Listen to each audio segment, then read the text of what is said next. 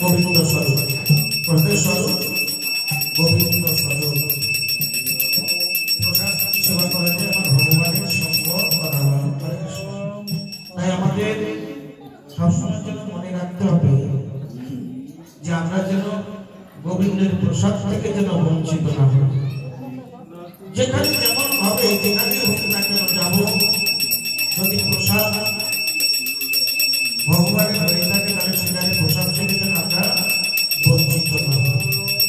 আরেকটা কথা যেটা হচ্ছে, না বলতে নয়, আমরা এসেছি চলে যাবো, বারবার করে বলছি কিন্তু এই কথাটা, কিন্তু এসেছি চলে যাবো, নিয়ে যাবো কি হরিনামের সঙ্গে ঢুকাবো, হরিনাম কৃষ্ণ নামের সঙ্গে যাবে, ওই নামটা দেবে কে?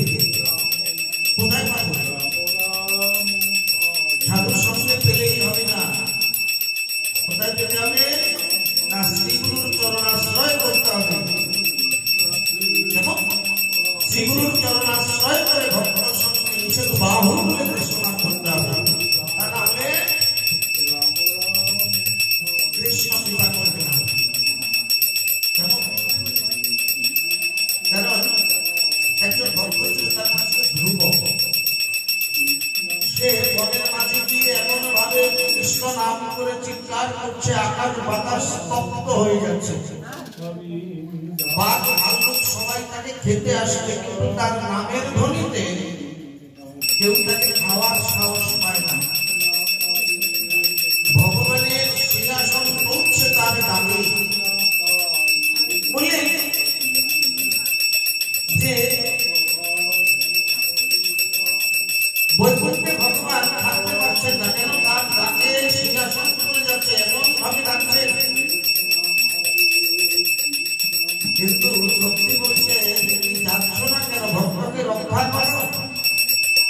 বলে, ভক্তকে আমি রক্ষা করবো কেমন করে? আমার ভক্তের কৃপা দরকার হয়নি। হরে কৃষ্ণ,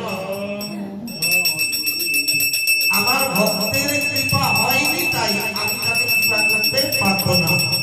ভক্তের কৃপা হচ্ছে গুরু দীক্ষা।